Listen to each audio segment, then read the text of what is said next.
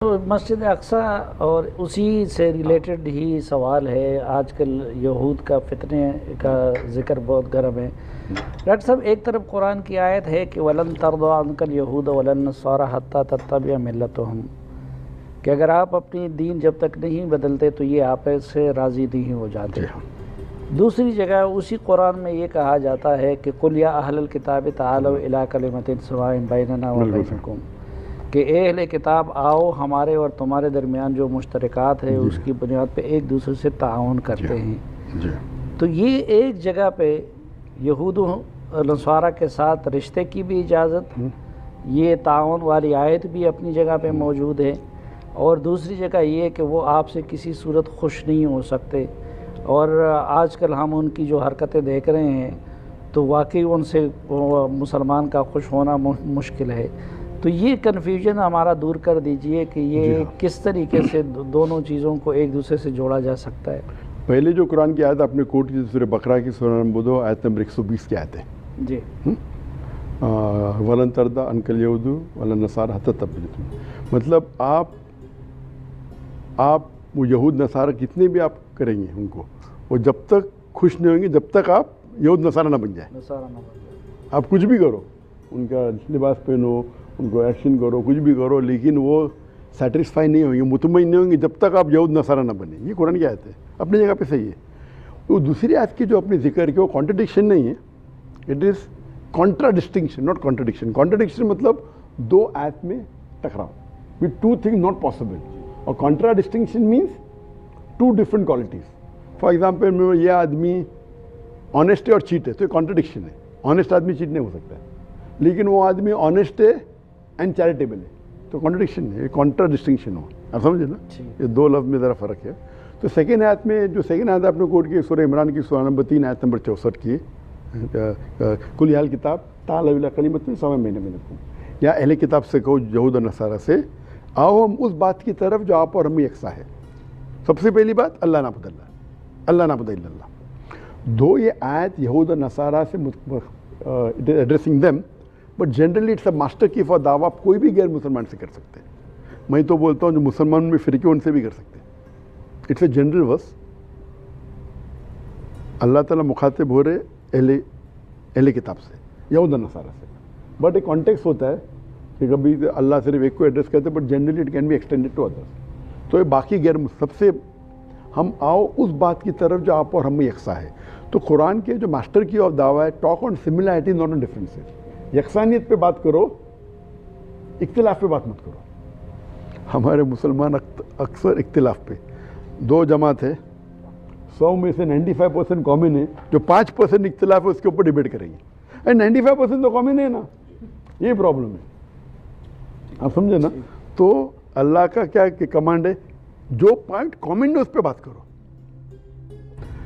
मैं आपसे आपकी जो तहरीक को थोड़ा बहुत जो मैंने नोट किया, मैं उसमें ये जानना चाहूँगा कि आप अगर अपनी प्रायोरिटीज़ बताएं कि क्या ये उम्मत मुसलमान को इस्लाह, तालीम और जिस तरह से आपने पहले कहा कि बहुत सी ऐसी चीज़ें हैं जिनकी तरफ उनको मुतवज्जा करना ज़रूरी है, वो आपकी प्रायोरिटी है, या फिर तबलीग जो है वो आपके लिए ज़्यादा इम्पॉर्टेंट है, या फिर उसके बाद जो तकाबले अदियान से चूँकि आपने आगाज़ किया तो उसमें ऐसी बहुत से जो अशकाल हैं उनको दूर करने के लिए जो आप बहुत सी चीज़ें कहते हैं, या दूसरों को जवाब देने के लिए और दूसरों को जो गलत प्रोपेगेंडा है उसको काउंटर करने के लिए, तो इसमें आपकी जो तहरीक है या ऑर्गेनाइजेशन है उसको अगर देखा जाए तो प्रायोरिटाइज़ आपको किस अंदाज में उसको आप करते हैं? भाई साहब ने 3 चीज़ कहे। पहला नंबर के मुसलमान की इस्लाह, चाहे कुरान हदीस से हो, वो मेरी प्रायोरिटी है कि तकाबले अदियान, कंपैरेटिव रिलीजन, गैर मुस्लिम में दावत देना।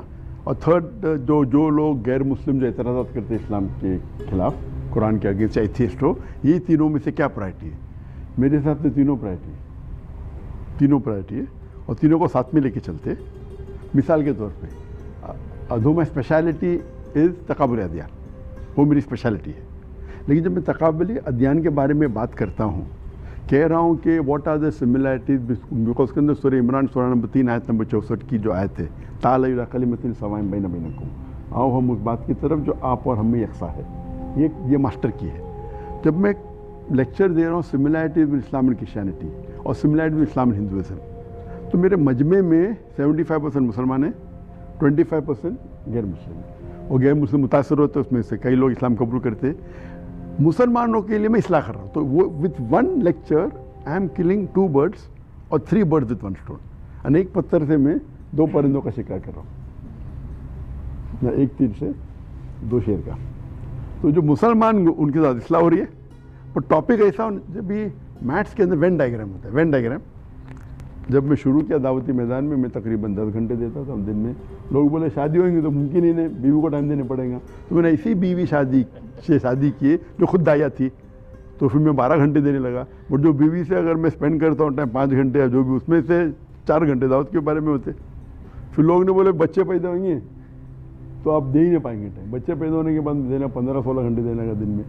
तो बच्चे लोग इस्लामिक स्कूल कायम की, तो इस्लामिक स्कूल के लिए टाइम दे रहा था, तो अल्लाह के लिए दे रहा था, साथ में बच्चे भी उधर आ गए। बच्चे भी आ गए, बीवी प्रिंसिपल थी। तो इसे बोलते वेन डायग्राम। तो बहुत कम टाइम होता है जो when it is specially for the Muslims. तो कुछ टॉक है, फॉर एग्जाम्पल दावा या हलाकत, वो सिर्फ मुसलमान के लिए। लेकिन ये टॉक जो similarity between Islam and Christianity है, वो गैर मुस्लिम के लिए भी, मुस्लिम के लिए भी। मुसलमान लोगों के लिए इस्लाह है। तो मेरे ऑडियंस में अक्सर 75%, 75% मुस्लिम है। टारगेट कौन है? Non Muslim. तो वो मुसलमान दाई बन जाते, मैं उन पे इस्लाह कर रहा हूँ, दावा नहीं कर रहा हूँ, इस्लाह। वो दाई बन जाते तो सवाब उनको भी मिलता है, मुझे भी मिलता है। आपका थर्ड पॉइंट जो था, जो अभी बहुत अहम है, कि वो सवालात जो मुसलमान को भटकाते हैं, ऐसे सवालात आप इंटरनेट पे आज आसानी से आप ढूंढ के निकाल सकते हैं। पहले अगर कुरान के खिलाफ कोई आपको कुछ चीज़ कहना है तो बहुत मुश्किल से मिलते थे पॉइंट। जब आप इंटरनेट पे टाइप करो आपको मिल जाएंगे। Against the Quran, grammatical errors, Arabic mistakes in the Quran, scientific errors. तो अभी मेरा फोकस रहा है कि जो सवालात जो intellectually seems to be correct, seems to be allegation, उनके जवाब देना। जो बेबुनियाद सवाल है वो जवाब देने की ज़रूरत नहीं। जो intellectually seems to be correct, सही लगते, उनके जवाब देना। तो इसमें दोनों हो रहे, इस्लाह भी हो रही है। जो मुसलमान दीन को छोड़ के जा सकते हैं उनको रोक रहा हूँ मैं, तो हाई लेवल ऑफ इस्लाह हो गया। उसी वक्त गैर मुस्लिम को इस्लाम की तरफ लेके भी आ रहा हूँ। तो थर्ड इज वेरी इंटेलेक्चुअल, जो एक स्पेशलिटी है, जो मंतिक है। मतलब नथिंग टू डू विद एक आम आदमी आलिम होगा, मे बी मुफस्सिर, मुहद्दिस होगा, अल्हम्दुलिल्लाह अपने फ़न का माहिर है, लेकिन अलग फ़न है ये। इसके अंदर फ़न होता है मंतिक का। तो इसके अंदर there is a lacuna, there is a vacuum. आप समझे ना? तो ये सवालात जो बहुत से नौजवान, चाहे जो मुसलमान भी होते, नेट पे जाते देखते हैं, अरे इतनी गलतियाँ कुरान में, और ये कुरान गलत है, अरे Islam doesn't give rights to women. तो वो टॉपिक के ऊपर गुफ्तगू करना एंड साइंटिफिकली कैसा साबित करना कि इस्लाम इज़ द बेस्ट रिलीजन, ये भी मेरी स्पेशलिटी है। तो ये लेकिन साइमल्टेनियसली मुसलमान को दीन छोड़ने से रोक रहा है, जो इस्लाह का एकदम हाईएस्ट लेवल है, एक मुर्तद होने से बचा रहा है। आजकल मैं गल्फ कंट्री में जाता हूँ, लोग बोलते can you give a lecture does God exist. Does God exist नहीं तो मुसलमान की तो बुनियाद, तौहीद तो बुनियाद बात है। तो मुसलमान को अगर मैं कह रहा हूँ, और यहाँ भी मुझे रिक्वेस्ट है यूनिवर्सिटी में, पाकिस्तान में रिक्वेस्ट है कि आप एथियज्म के बारे में लेक्चर दे सकते हैं, हाउ टू स्टॉप एथियज्म। तो ये एक अलग फील्ड है, एक अलग फन है। तो इसकी स्पेशलिटी भी अल्हम्दुलिल्लाह है। तो इसीलिए एक नया प्रोग्राम आज डॉक्टर जाकिर नाइक करके हर सैटरडे को होता है पीस टीवी पे। फर्स्ट एंड थर्ड सैटरडे को मैं हैंडल करता हूँ, and second and fourth Saturday को मेरा बेटा करता है, शेख फारिक। तो ये पॉइंट बहुत अहम है कि किस तरीके से, क्योंकि इसका जवाब एक आम जो जितने मुसलमान स्कॉलर जो है माशाल्लाह मुझसे हज़ारों गुना, और मेरे पास उनका इल्म और अच्छा है, लेकिन ये अलग स्पेशलिटी है। हाँ, कुछ स्कॉलर्स है पास में जो माशाल्लाह इसके अंदर माहिर थे, कुछ है, ऐसा नहीं कहने। लेकिन अभी जो नई डिस्कवरी आ रही साइंटिफिक और नई तरीके से जो कुरान को अटैक हो रहे, तो इसका जवाब देना बहुत ज़रूरी है। I Madina Shigri from ABN news. अभी आपने डॉक्टर साहब 15 नुकाती एक्शन प्लान का आप जिक्र कर रहे थे, that what we can do. So what is the way forward for the people of Gaza? Should they continue with their jihad and fight against Israel?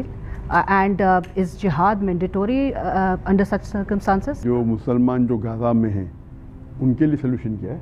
क्या उन्हें जिहाद कंटिन्यू करना चाहिए? सबसे पहले ये जो जिहाद की मानी इम्पोर्टेंट है, जिद्दोजहद। तो जिहाद को जो मीडिया ने जो गलत पिक्चर पेंट किया है, क्या it is like going for battle field, that's one type of जिहाद। बट अक्सर जो जिहाद है जिद्दोजहद करना, टू स्ट्राइव एंड स्ट्रगल, और कई किस्म के है ना, one of the high level is जिहाद अगेंस्ट योर नफ्स। और मैंने कहा हूँ कि आज जो मुसलमान गाज़ा में जो कर रहे हैं, मेरे हिसाब से वो फ़र्ज़ किफ़ाया कर रहे हैं। They are protecting the third holiest site, ये तीसरी सबसे होलीएस्ट साइट दुनिया में है, जो आज जो है मस्जिद अक्सा, उसको प्रोटेक्ट कर रहे हैं। अगर वो नहीं करेंगे तो हम पे फ़र्ज़ होएगा। तो मेरे हिसाब से फ़र्ज़ किफ़ाया कर रहे हो। जो गाज़ा के लोग जो जिद्दोजहद कर रहे, वो हमारे आँखें खोल रही है। हम जब पढ़ते कुरान मजीद के आए थे, उनकी मानी जब पढ़ते हैं और ये हदीस पढ़ते हैं, ये सहाबास कैसे थे, हमें यकीन नहीं होता ऐसे लोग ज़िंदा है क्या नहीं। अभी हम देखते हैं कि एक माँ अपने बच्चे अगर शहीद होता है, वो अल्लाह से कह रही है कि अगर आप 10 बेटे भी देंगे मुझे तो मैं आपके नाम पे उन्हें कुर्बान कर दूँगी। और ये जो गैर मुसलमान देखते हैं कि ये कैसा दीन है, कैसा मज़हब है, ये कौन है अल्लाह जिसके लिए उनको उनके बच्चे लोग का कत्ल हो रहा है, उनके ऊपर इतने मजबूरियाँ आ रहे, इतने एट्रोसिटीज़ आ रहे, फिर भी वो अल्हम्दुलिल्लाह कहते, प्रेज़ बी टू अल्लाह, फिर भी कहते माशाअल्लाह। तो कैसे लोग हैं, क्या दीन है? उस वजह से लाखों माशाअल्लाह गैर मुस्लिम, स्पेशली वेस्टर्न कंट्री में, उन्हें कुरान पढ़ने लगे, और ये एक साल में लाखों गैर मुस्लिम इस्लाम कबूल के सिर्फ उन्हीं बिकॉज ऑफ